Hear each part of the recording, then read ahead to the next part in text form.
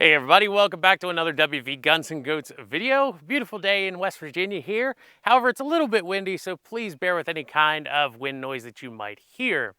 Now, we're taking a look at a pistol that I hadn't heard of before, and I'm assuming most of you hadn't heard about either until I was walking around the Great American Outdoor Show down there in Harrisburg, Pennsylvania, and I came across a company called Blue Wolf Arms, and they were bringing in this pistol right here. This is the Ranger Arms RA9 9mm double stack polymer frame striker fired handgun made in Turkey, and this is what we're going to be taking a look at in today's video. This is just kind of an overview video. We're going to be putting about 200 rounds through this pistol here on the range today after we take a look at everything that comes in the box with it and all of the pistol's features. So that's what's in store for you in this WV Guns and Goats video. And if you're not a herd member yet, how about you go ahead and headbutt that subscribe button. So you get this hard plastic case when you get it, and it's marked Ranger Arms. And this is imported once again by that Blue Wolf Arms company out of York, Pennsylvania, who was nice enough to send this pistol over to us for this video. So when you open it up, you're going to get this pretty large manual right here. Going to tell you everything you need to know about your firearm. Now up here you get a good bit of accessories. You get a mag loader, a toothbrush style cleaning brush, you get a cleaning rod, a soft cloth brush, then there is a metal bristle brush and a plastic bristle brush right here. You're also going to get an extra magazine. One is going to come in the gun, and then you get the one in the case here. It actually has a cutout for a third magazine right here. And I'll tell you what's neat about these magazines when we get to the gun's features. Down here, besides the pistol itself, you're going to get an extra back strap. This is a large back strap. It comes with a medium one on the gun. However, I don't believe there's a small back strap for this firearm. There is not one in the case here. I'm not sure if one's available or not. Right here, you're going to get a steel, and it's got some weight to it.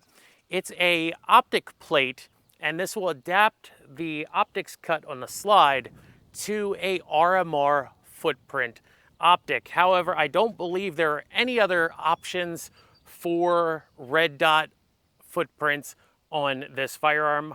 I don't believe they have any other plates available except for this one for the RMR footprint. So if you get this and you want to put an optic on it, you do have to stick with that RMR footprint.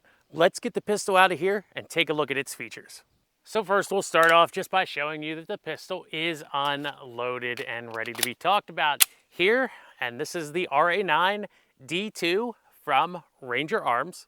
And what we have is polymer frame, striker fired 9mm handgun, as I already mentioned. But this has some pretty interesting features to it. Two I want to touch on specifically here. Now you see right here this cutout in the frame there where the slide catch or slide release is. Well, that's part of what they call the monoblock system in this gun, steel monoblock. Now that holds in the fire control group, and it also comes back here and makes up the rear frame rails on this gun. And they say that helps give you a better trigger pull than if it was mounted in a polymer frame just by itself, because there's less flex to that steel monoblock. However, don't get it confused with a chassis system like a SIG P320 has, where it's the serialized part of the gun. This is not the serialized part. The frame on this is the serialized part. However, this system is removable if you wanted to deep clean the firearm there. The next thing I want to touch on are the magazines here. Now, besides being steel in 17 rounds, they are compatible with CZ75 magazines. So if you're someone who already has a bunch of CZ75s, you already have spare magazines for this gun, it gives you a lot of options for aftermarket magazines. You don't have to go looking for a proprietary magazine for the RA9. Now our back strap here is interchangeable, held in with this pin right here, and it is stippled in 3 places, has a dividing line that runs through it, but it's got stippling here. The right and left side of the grip are stippled, and they're stippled underneath the finger grooves there. I know finger grooves are a love-hate thing for a majority of shooters, so you have to see how it feels when you grip this handgun. Now our mag catch is on the left side here. I don't know if it's interchangeable from right to left side or reversible, whichever you want to think of it as, because this side of the mag release is actually cross-hatched or stippled, whatever you want to call it. So I think it might be reversible left to right, but I flipped through the manual and I didn't see the instructions on how to do so. I'll put if it is reversible on the screen. I'll shoot a message to the company for you guys so you can find out, and I can find out, if the mag catch is reversible from left to right side. When we come up front here, we've got a full Picatinny rail. So lights, lasers, whatever accessories you want to put on this gun. The trigger's not fully curved and it's not fully straight on here. It does have your traditional striker fired trigger safety on there. And I believe there's also a drop safety and a striker safety inside of this gun. Now when it comes to the barrel length on this gun, I believe it's around 4.25 inches. I'll put the actual length on the screen, which would give it about a Glock 19 sized barrel. However, with that 17 round capacity, you've got more of a full-size firearm capacity right here. The serrations on the slide are large and very easy to grab onto. You can see just how easy it is for me to get a hold of them and rack the slide on that gun. Our sights are steel sights. They're 3-dot sights, blacked out with the 3 white dots on there. And as I show you the rear of the gun, here you can see that orange indicator lets you know that the striker is cocked and the gun would fire if it was loaded because, well, the striker's cocked there. Now on the top of the slide, we have our optics cover plate. Now one of the things about this pistol is that the optics cover plate also holds the rear sight in. So if you put an optic on this gun, you're going to lose your rear iron sight. Now there are some optics out there that have little ears on them. If they do replace the rear sight, it makes up an emergency rear iron sight. So you might want to look at one of those optics for this gun if you're thinking about putting an optic on it. And when it comes to another safety on this gun, you have a loaded chamber indicator right there, kind of like the old Ruger SR9. When it had a round in the chamber, this would actually be popped up, and in the dark you could run your finger across here, and if you feel that sticking up, you know that the gun is loaded and ready to go. So that covers the features of the RA9 here. Let's see how it does on the range. All right, we got some spectators over there. They're safe where they're at. We're shooting this way. If they do decide to venture this way, we'll take a break and get them moved out the way. So we're gonna shoot our first 15 rounds out of this gun. I don't know how well you can see, right there is that loaded chamber indicator on top there. Now this gun has not been lubricated yet, so let's go ahead, see if it gets to these first couple rounds here.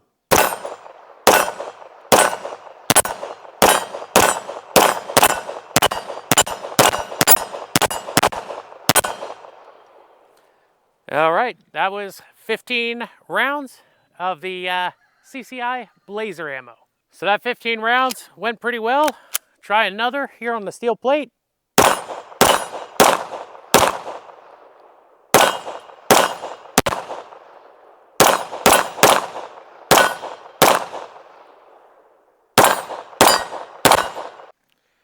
All right, we're almost to the end of that first box of Blazer.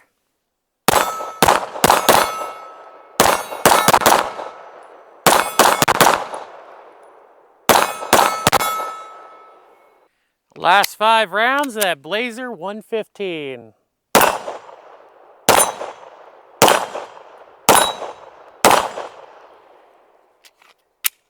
I did lubricate the pistol. We're trying something a little bit hotter here, 124 grain arms core.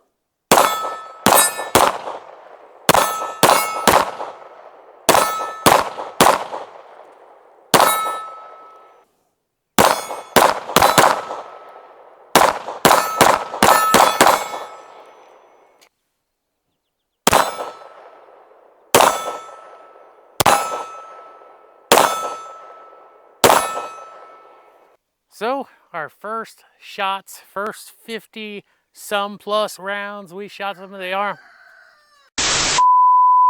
So there you have it, out of the box, first 50 rounds, had no issues. We tried it unlubricated, and then we added some oil to it just to help everything smooth out. And I think it did improve our ejection just a little bit on this gun, but it was still kind of weak with 115 grain loads. Now let's look at the trigger in this gun. It is unloaded and no magazine in it. We're going to go ahead and ghost the trigger on this gun here. So we've got some movement until we get to the wall right there. Once we hit the wall, it's fairly crisp and clean there. Nothing amazing, but for a striker fired handgun, it's a pretty good trigger, I'd say. It probably feels, if you're used to Canic triggers, it probably feels like a Canic trigger in here. So a very serviceable, usable trigger in this gun. We're shooting a CCI Blazer at about 15 yards. Got our target downrange. Let's see if we can get some accuracy out of this pistol.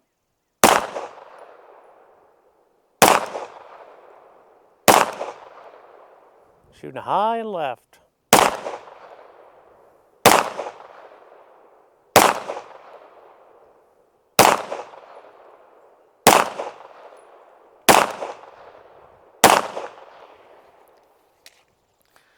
Let's try that again. CCI Blazer.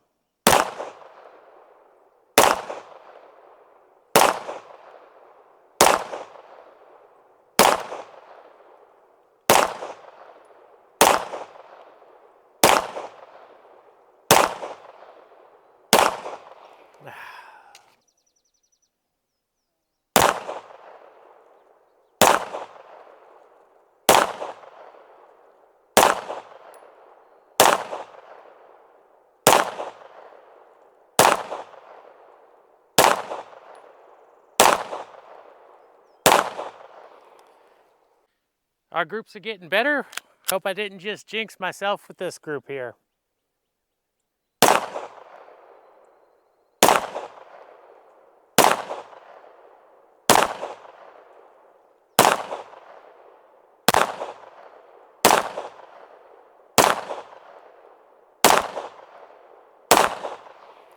Two more groups that I got off camera with the RA9. Accuracy looks to be acceptable with iron sights for a budget handgun, and I found it to be accurate enough to group in the A zone of an IDPA target at 15 yards. We got 10 rounds, 147 grain Federal hollow point.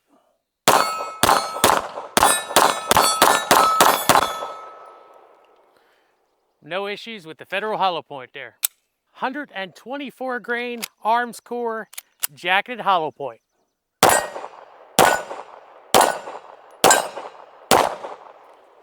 All right, no issues with the arms core 124 grain JHP ammo, and definitely had stronger ejection there with those hotter loads, the 124 grain, than it did with the 115 grain. All right, let's try the plate rack there.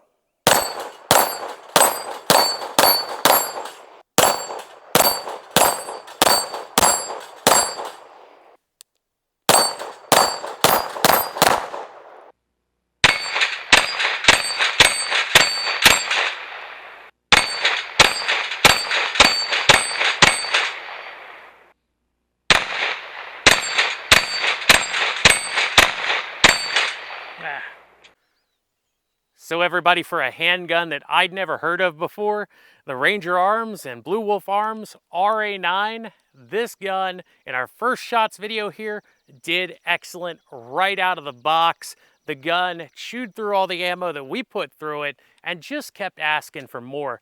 It didn't matter if it was 115 grain, 124 or 147 grain. If it was full metal jacket or hollow point, this gun ate it all up. And I know I told you I was going to shoot about 200 rounds in this video. I actually went closer to 300 rounds. Not all of those were on camera, but all of that brass is in this super big gulp cup, about a little over halfway full there. I know I had to crawl around and pick up all that brass when I got done shooting. The trigger in the RA9 feels a lot like a Canic trigger, which people seem to hold in high regard for a Turkish striker-fired handgun.